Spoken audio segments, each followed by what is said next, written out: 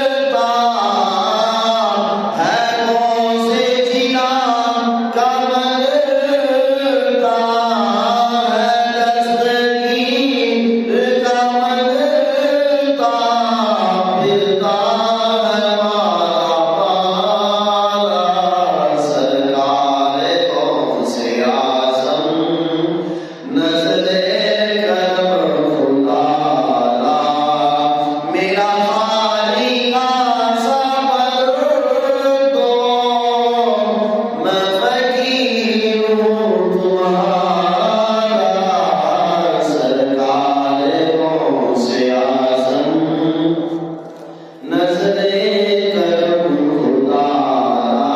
میرا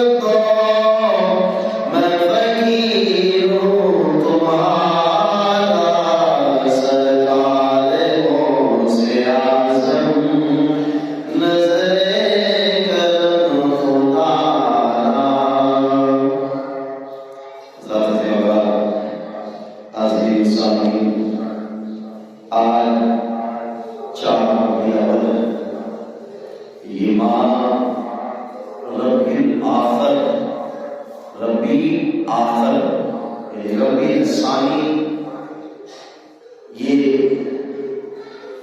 ربیع اول کے بعد اب یہ دوسری بہار کا ماہ اور اس ماہ کے اندر پیران پیر دستگیر الشیخ حضرت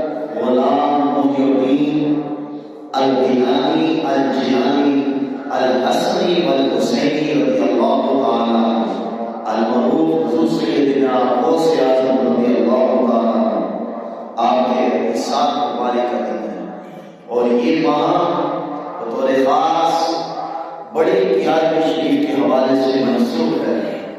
ویسے گیارہویں شریف کو ہم ہر ماہ کے اندر کرتے ہیں، مگر یہ بطور خاص اہتمام ہوتا ہے.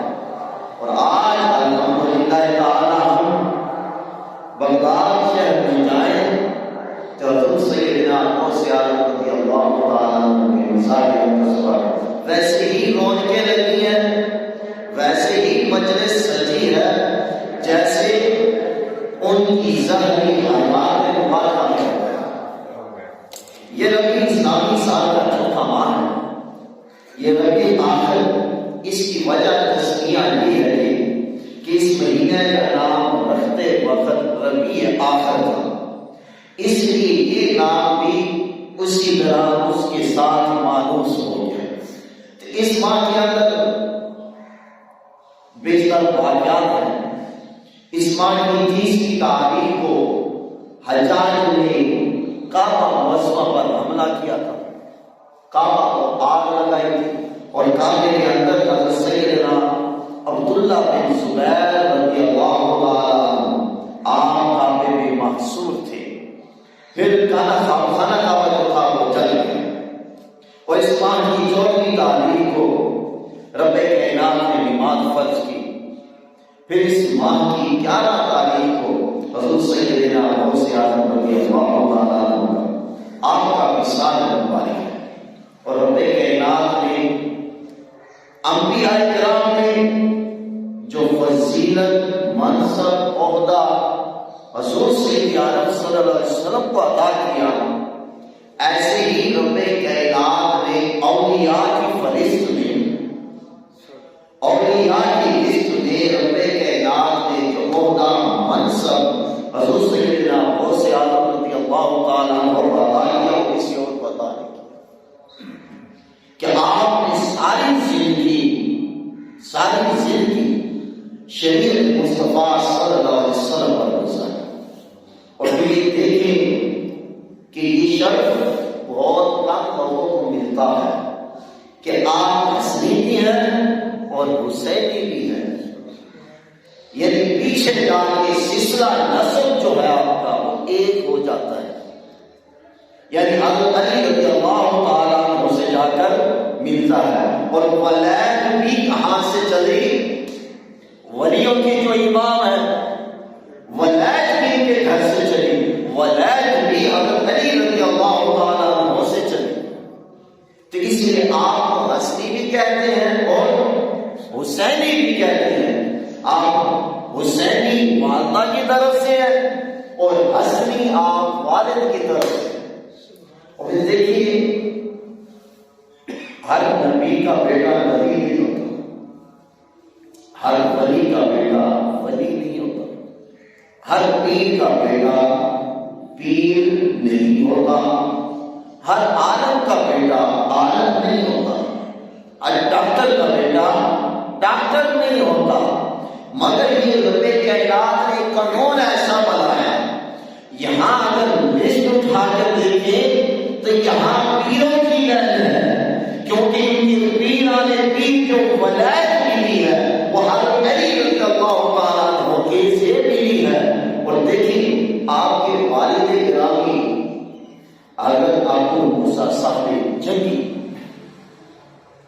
یہ نیک صاحب تھے اور نیک صاحب تھے. اور صحبت و تقوی کا یہ عالم تھا. آپ نے مشہور واقعہ آپ کا سنا ہوگا سیب والا، کہ جب یہ شخصیتیں ملتی ہیں، کیونکہ جیسے ہم کہتے ہیں نا کہ ماں باپ کے جو اثرات ہوتے ہیں وہ بیٹے پر منما ہوتے ہیں. جیسا باپ ہوگا ویسا بیٹا ہوگا. اگر بیٹا کوئی ایسا کام کر دے کہ اس کو کل کو ایسا کسی کو منہ دکھانے کے قابل نہ ہو، اب لوگ باتوں میں بیٹھے پتہ کیا کہتے ہیں کہ اس کا باپ بھی ایسا تھا، اس کا باپ بھی ایسا تھا، اس کا دادا بھی ایسا تھا. اور اب یہ خود اس رستے پر ہے، اب یہ خود اس رستے پر ہے. ایسی حقیقت ہے سمجھانے کے طور پر کہ ایک آدمی کسی بادشاہ کی لڑکی کے ساتھ پیار کرتا تھا. اب اس شہزادی نے یہ کہا کہ اب ہم بھاگ چلتے ہیں، ہماری شادی تو نکاح کا ہونا نہیں. ہم باہر چلتے ہیں۔ اس نے کہا ٹھیک ہے، ایسے پروگرام بنا لیتے۔ اب وہ شہزادی نے گھوڑا لیا، گھوڑی جب وہ جا رہے تھے رستے میں، جب وہ گھوڑی جو تھی وہ بیٹھ گئی، اب اس کو مارتے ہیں، زور زبردستی کرتے ہیں، مگر وہ گھوڑی نہیں ہوتی۔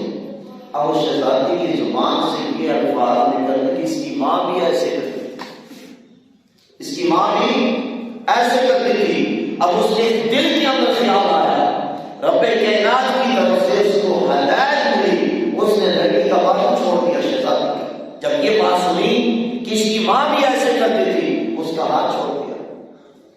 جب ہاتھ چھوڑنے کا جاؤ اپنے گھر کو، میں تمہیں ساتھ لے کر نہیں جانا چاہتا۔ لیکن کیا بات ہے؟ اور کہ تو یہ جانور ہے اور تو یہ کہہ رہی ہے کہ اس کی ماں بھی ایسے کرتی تھی، اور آج تو میرے ساتھ بات کر جا رہی ہے، تو کل تو میری بیٹی بھی ایسے کرے گی، کل تو میری بیٹی بھی ایسے کرے گی۔ ایسے حضرت ابو موسیٰ سامنے چلتی رحمت اللہ تعالیٰ علیہ، آپ زہد و تقویٰ کی بیعت تھے، آپ کا زہد و تقویٰ اتنا تھا،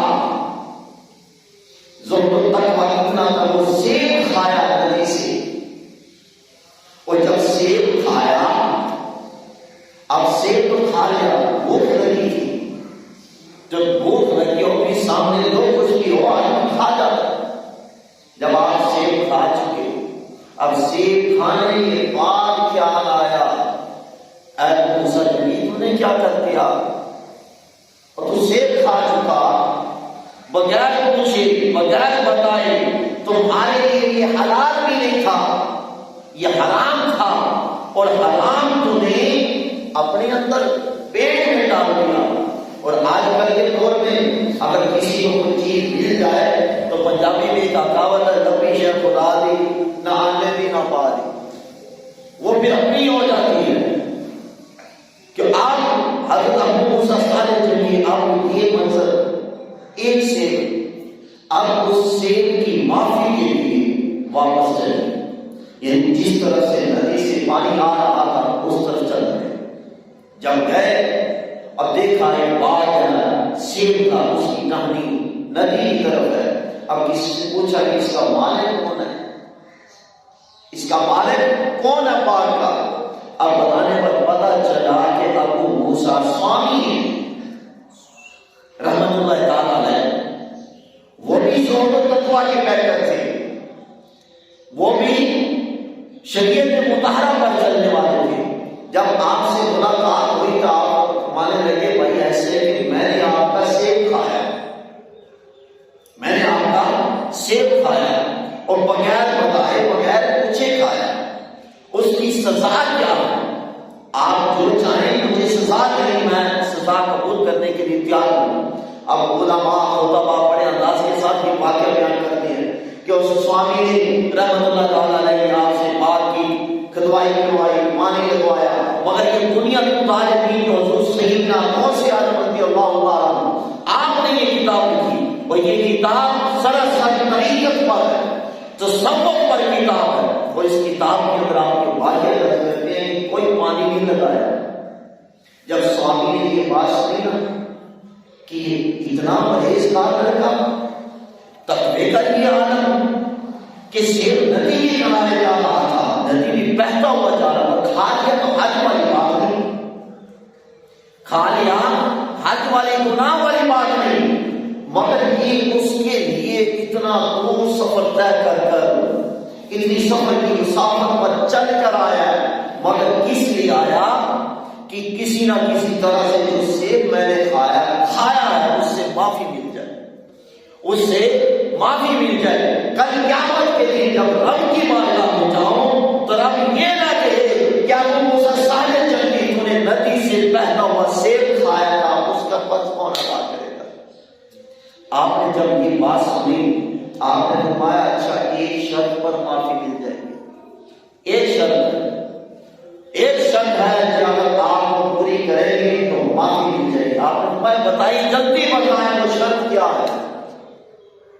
اب میں میری ایک بیٹی ہے جو آنکھوں سے ننگی ہے، زبان سے ننگی ہے، کانوں سے بہری ہے، ٹانگوں سے آواز ہے، ہاتھوں سے آباد ہے، تم کو اس کے ساتھ شادی کرنی ہوگی، نکاح کرنا ہوگا۔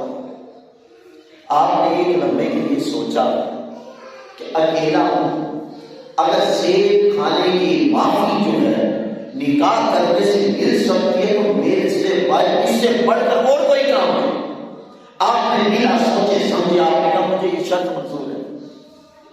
دیکھیے تقوی کا یہ عالم، نکاح ایسے نہیں ہوتے، نکاح خاندان دیکھا جاتا ہے، اس کا ماما جات دیکھا جاتا ہے، شکل و صورت دیکھی جاتی ہے، اس کا کاروبار دیکھا جاتا ہے، مگر ابو موسیٰ سارے جنگی بغیر ملک کا ایک فیصلہ کیا نکاح منظور ہے۔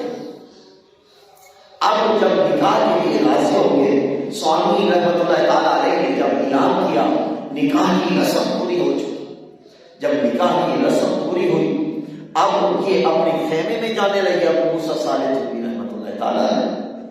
اب آگے کیا کہتے ہیں، بڑی حسین و جمیل خوبصورت، آنکھیں بھی ہے، کان بھی ہے، ناک بھی ہے، زبان بھی ہے، ہاتھ پاؤں سب کچھ ہے، خوبصورت خاتون ہے۔ آپ بڑے خیمے سے باہر آئے، آ کر سوامی کو کہتے کیا حضرت، جو میری خاتون کی آپ نے چیزیں بتائی تھی، جو میری خاتون کی آپ نے بتایا تھا اس میں یہ خوبی خامی ہے، وہ تو ایک بھی نہیں ہے، وہ تو اندر کوئی کیا ہے معلوم خاتون بیٹھی۔ حضرت سوامی رحمۃ اللہ تعالیٰ نے آپ نے فرمایا نہیں، وہی تمہاری خاتون ہے، وہی تمہاری اہلیہ ہے۔ آپ نے فرمایا میں نے نبی نے اس وجہ سے کہا تھا کہ آج تک میری بیٹی نے ان آنکھوں سے کبھی غیر محرم کو نہیں دیکھا، کبھی غیر محرم کو نہیں دیکھا، اور کیونکہ اس وجہ سے کہا تھا کہ آج تک میری بیٹی نے اپنی زبان سے کبھی بہودہ گفتگو نہیں کی، کبھی غیر محرم کے ساتھ گفتگو نہیں کی، اور کانوں سے بہری اس وجہ سے ہے، کبھی اس نے بہودہ کا نام اپنے کانوں میں نہیں سنا، غیر محرم کی آواز کو نہیں سنا، پاؤں سے اپاہج اس وجہ سے ہے، کبھی وہ کبھی برائی کی طرف چل کر نہیں، کبھی برے کام کی طرف چل کر نہیں، ہاتھوں سے اپاہج اس وجہ سے ہے، کبھی ان ہاتھوں کے ساتھ اس نے برے کام نہیں کی، جو کام بھی کیا اس نے شریعت کے مطالعہ کے مطابق کیا ہے، اور کوئی ایسا کام میری بیٹی نے نہیں کیا جو شریعت کے خلاف ہو۔ اب دیکھیں باپ کا یہ تقویٰ کہ ایک شیر کی خاطر دو سفر طے کر اور نکاح کیا، اور والدہ کا یہ تقویٰ کبھی ایسے بہودہ گفتگو نہیں کہی، کبھی غیر محرم سے بات نہیں کی، کبھی غیر محرم کو دیکھا نہیں، برے راستے کی طرف چل کر نہیں۔ جب یہ دو ہستیاں مل جائے پھر حضور سیدنا غوث اعظم پیدا ہوتے ہیں، پھر حضور سیدنا غوث اعظم رضی اللہ تعالیٰ عنہ جیسی ہستی اس دنیا میں تشریف لاتی ہے، اور آپ والدہ کی طرف سے حسینی اور والد کی طرف سے حسنی، اور پھر جب باپ کی ولادت پر مساقت ہوئی آپ مادر صاحب بنی حضور سیدنا غوث اعظم رضی اللہ تعالیٰ عنہ، آپ مادر صاحب بنی، یہ آپ کی ولادت پر سعادت ایران کے شہر ہے، اس کے ساتھ یہ قصبہ نصیب، آپ کی ولادت پر سعادت جو ہے وہ اس جگہ پر، پھر آپ بغداد شریف آپ تشریف لے گئے، اور آپ کی ولادت جو ہے 471 ہجری کو آپ کی ولادت ہے۔ اب دیکھیے باپ کا یہ تقویٰ، سیب کھایا، ندی سے بہتا ہوا آ رہا تھا، اب اس سیب کی معافی کے لیے اتنا دور سفر طے کر گئے، نکاح کیا، اور والدہ کا یہ تقویٰ کہ کبھی ایسا شریعت کے خلاف کبھی کام نہیں کیا، تو پھر جب یہ دونوں نطفے مل جائے پھر ان سے ولیوں کا امام آتا ہے، پھر پیروں کا پیر آتا ہے، پھر حضور سیدنا دستگیر رضی اللہ تعالیٰ عنہ آپ کی ولادت باسعادت ہوتی ہے۔ پھر جب آپ کی ولادت باسعادت ہوئی، یکم رمضان تھا، یکم رمضان مبارک کو آپ کی ولادت باسعادت ہوئی، اور آپ کا معمول یہ تھا کہ بچپن میں جب آپ کی یکم رمضان کو ولادت ہوئی نا تو آپ دن کے وقت اپنی ماں والدہ کا دودھ نہیں پیتے تھے، دن کے وقت والدہ کا دودھ نہیں پیتے تھے، غروب آفتاب کے وقت اس وقت آپ دودھ پیتے تھے۔ سحری کے وقت پیتے تھے مگر دن کے وقت دودھ نہیں پیتے. اور یہ بات گیلان شہر میں مشہور ہوگی کہ ایک شریف گھرانے کے اندر ایک ایسا بچہ پیدا ہوا ہے جو دن کو روزہ رکھتا ہے، اپنی والدہ کا دودھ بھی نہیں پیتا. اور اس سے جب دوسرا سال آیا اس سے اگلے والا 472 ہجری کو آپ یہ جیسے آج کل ہمارے یہ سسٹم ہو جاتا ہے، چاند ایک دن آگے ہو گیا، دن پہلے ہو گیا، بعد میں ہو گیا، ایسے ہی اب چاند نظر نہیں آیا رمضان شریف کا. جب رمضان شریف کا چاند نظر نہیں آیا اب لوگوں نے کیا کیا؟ اب لوگوں نے حضور سیدنا غوث اعظم رضی اللہ تعالیٰ حضرت ابو موسیٰ صالح جنگوی کے گھر آ گئے. گھر آ کر پوچھتے ہیں کہ حضرت آپ کے بیٹے نے کیا صبح سے دودھ پیا یا نہیں پیا؟ آپ نے فرمایا نہیں، میرے بیٹے نے دودھ نہیں پیا. لوگوں نے کہا اگر دودھ نہیں پیا تو پھر آج روزہ تھا، چاند جو کل شام کو نظر آ چکا، آج ایک روزہ تھا جو ہمارا روزہ تھا وہ رہ گیا. یعنی حضور سیدنا غوث اعظم رضی اللہ تعالیٰ آپ کو یہ مقام و مرتبہ بچپن ہی سے مل گیا تھا. اور پھر اس کے بعد جب آپ تعلیم کے لیے جب آپ جاتے تھے علم حاصل کرنے کے لیے، اب فرشتے آپ کے ساتھ ہوتے تھے، اب ہمارے فرشتے میرے ساتھ ہوتے تھے. جب میں کلاش کی کمرے میں جاتا تو فرشتے دوسرے طلباء کو کہتے تھے کہ جگہ چھوڑ دے حضور غوث اعظم تشریف لا رہے ہیں، انہوں نے آ کر بیٹھنا ہے. اور یہ بچپن میں 8-10 سال کی عمر. پھر آپ نے فرمایا کہ جب میں 16 سال کا ہوا تو اس وقت میں نے اپنی والدہ سے اجازت طلب کی کہ مجھے اجازت نہیں، میں بغداد شریف جا کر علم حاصل کرنا چاہتا ہوں. اور اس وقت بغداد کا یہ عالم تھا کہ ہر طرف افراتفری تھی، فتنہ برپا ہو چکا تھا، کوئی بھی کافرہ محفوظ اپنی منزل تک جا پہنچتا نہیں تھا، کوئی بھی سفر کی حفاظت نہیں ہوتی تھی. آپ کی والدہ رحمت اللہ تعالیٰ رضی اللہ تعالیٰ عنہ آپ نے فرمایا ٹھیک ہے بیٹا میں آپ کو اجازت دیتی ہوں، مگر بات سنو، یہ میرے پاس 80 اشرفیاں ہیں، 40 آپ کے بھائی کی ہیں، 40 آپ کی ہیں، اسے لے جاؤ. مگر ایک بات یاد رکھنا، میری نصیحت یہ ہے کبھی بھی جھوٹ نہ بولنا. اور دوسری طرف بغداد شہر میں معاملہ کیا چل رہا تھا کہ وہاں سلجوقی سلطنت، وہ بھی سلجوقی سلطنت کا جو بادشاہ تھا وہ بھی انتقال کر چکا تھا. اس کے بیٹے سلطنت کے لیے لڑائی لڑ رہے تھے اور امن کسی طرف بھی نہ تھا، سکون کسی طرف بھی نہ تھا. جب حضور سیدنا غوث اعظم رضی اللہ تعالیٰ عنہ آپ جس قافلے کے ساتھ جا رہے تھے، اب ڈاکوؤں نے اس قافلے کو گھیر لیا، مگر آپ کی یہ کرامت تھی کہ آپ نے اس قافلے کو محفوظ کرا، آپ نے اس قافلے کی حفاظت کی. مگر وہ جو ڈاکوؤں کا گروہ تھا، جب انہوں نے اس نوجوان کی کرامت دیکھی، چہرے پر روب دیکھا، انہوں نے اپنے چہرے پر نور دیکھا، جب یہ کیفیت دیکھی تو ان کے دل تبدیل ہو گئے، ان کے دلوں کے اندر ایک ایسا انقلاب برپا ہو گیا کہ انہوں نے حضور کے ہاتھ پر توبہ کر اور وہ بھی اسی قافلے کے ساتھ ملے. اور پھر حضور سیدنا غوث اعظم رضی اللہ تعالیٰ آپ کے حجات میں بیٹھا تھا. جب آپ کے والد گرامی کا وصال ہو گیا، آپ کی والدہ کی طرف سے جب آپ کے پاس کھانے کو کچھ بھی نہیں تھا، کھانے کو باپ کا تو یہ تھا نا ایک سیب کھایا، مگر اس سیب کی معافی کے لیے دور دراز سفر طے کر سیب کے مالک کے پاس پہنچے، پھر وہ نکاح کیا. مگر آپ کے پاس ہوتا تو کھا لیتے، نہ ہوتا تو کبھی نہیں کھاتے. حرام تو دور کی بات، مگر مباح کے قریب بھی نہ جاتے تھے. اور آپ کی ایک دن نہیں بلکہ کئی ماہ آپ بھوک اور پیاس کے ساتھ رہتے. اور یہ تصوف جو ہوتا ہے یہ ایسے نہیں مل جاتا، اس تصوف کے لیے بہت ساری محنتیں کرنی پڑتی ہیں، بہت ساری ریاضتیں کرنی پڑتی ہیں.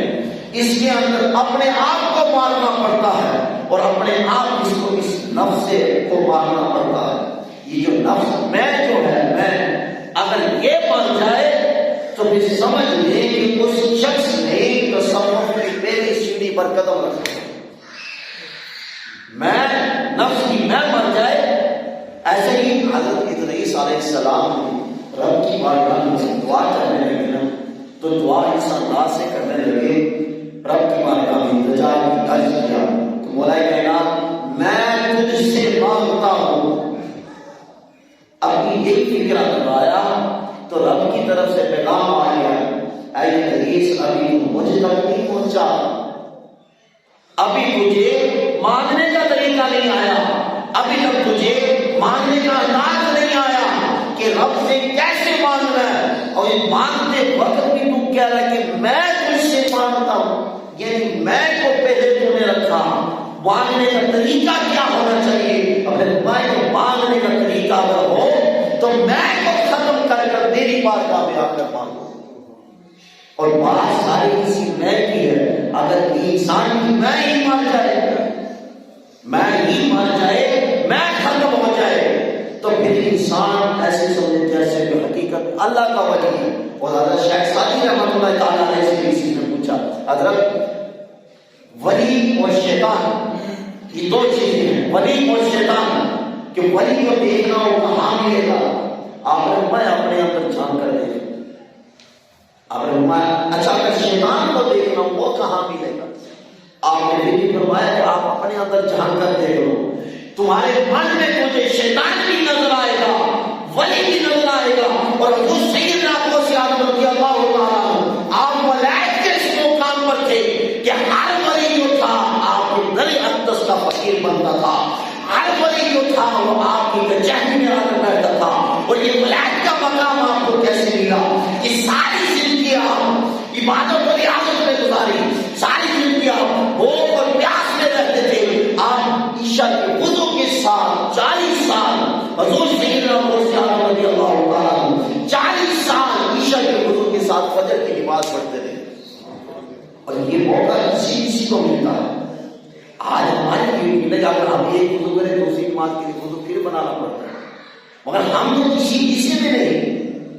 اور آج ہم اس دنیا میں, اس ملک میں, اس دنیا میں اگر اللہ اللہ کر رہے ہیں, اگر آج ہم مسجدوں میں نمازیں پڑھ رہے ہیں, اگر آج ہم قرآن پڑھ رہے ہیں, اگر آج ہم اس کی بارگاہ میں سجدہ دے رہے ہیں, یہ صرف اور صرف جو سجدہ ہے وہ اولیاء کرام کہ انہوں نے محنت کی, ریاضتیں کی. اور حضور سیدنا غوث اعظم رضی اللہ تعالیٰ آپ کے پاس کھانے کے لیے کچھ نہیں تھا, آپ کو شدید بھوک تھی. اب بھوک کی حالت میں آپ کمزور نہار ہوتے جا رہے تھے. جب پتہ چلا کہ کھانے کے لیے کچھ نہیں, اب ایک جگہ پر گئے, وہاں مجلس لگی ہے, وہ سب اہل اللہ لوگ بیٹھے ہوئے ہیں, اہل اللہ لوگ بیٹھے ہوئے ہیں. آپ نے چاہا کہ میں ان سے کچھ کہوں, مگر انہیں یہ پتا چلا کہ یہ بھی کئی دنوں سے بھوکے ہیں. آپ پھر مسجد میں آ گئے, مسجد میں آپ نے آرام کیا اور ایک شخص آیا. اب اس نے آ کر حضرت کو دعوت دی کہ حضرت میرے ساتھ بیٹھے کھانا کھائیں, میرے ساتھ بیٹھے کھانا کھائیں. اور جب وہ مسجد میں آیا آپ کی بھوک کی تڑپ جو تھی وہ اور زیادہ بڑھ گئی. اور جیسے ہی کھانا سامنے آیا آپ نے پہلا لقمہ منہ میں جب لیا نا تو آپ نے کہا شکر الحمدللہ. کھانا کھانے کے بعد جب فارغ ہوئے اس سے پوچھا بھائی یہ کھانا تم کہاں سے لائے؟ اور کہتے میں تو کچھ نہیں جانتا, میں فلاں گیلان کے علاقے سے چلا تھا, ایک خاتون نے مجھے کچھ روپے دیے اور روپے دیے تھے اور کہا تھا کہ بغداد میں چلے جانا, وہاں میرا بیٹا ہوگا, میرے بیٹے کو جا کر دے دینا. اب ہوا یہ کہ میرا کھانا ختم ہو گیا, میرے پاس پیسے بھی ختم ہو گئے, مگر میرے پاس صرف اسی کی امانت موجود تھی اور میرے پاس اور کوئی نہیں چارہ تھا اور بھوک بھی شدید لگی ہوئی تھی. اور روپے سے میں نے کھانا لیا اور مسجد میں بیٹھ کر آپ کے ساتھ حضرت کھانا کھا رہا ہوں. آپ نے فرمایا اچھا یہ بات ہے. آپ نے جانتے کہ وہ شخص کون تھا جس شخص کے لیے تم خرچہ لے کر آئے وہ شخص جانتے ہو کون ہو؟ آپ نے کہا کہ وہ میں ہی ہوں۔ دیکھیے یعنی اتنے بھی بھوک برداشت کی، پیاس برداشت کی، شدت بھوک اتنی ہوگی کہ رہا نہیں گیا۔ جب حلال رزق سامنے آ گیا، جب جو حلال تھا جو ان کے اندر جا کر تقوی کو اور مضبوط کرنا تھا، جب وہ رزق سامنے آیا تو لقمہ بھی خود بخود ہی اندر چلا۔ یہ تھا ان کی تربیت کا، یہ تھا ان کی عبادت و ریاضت کا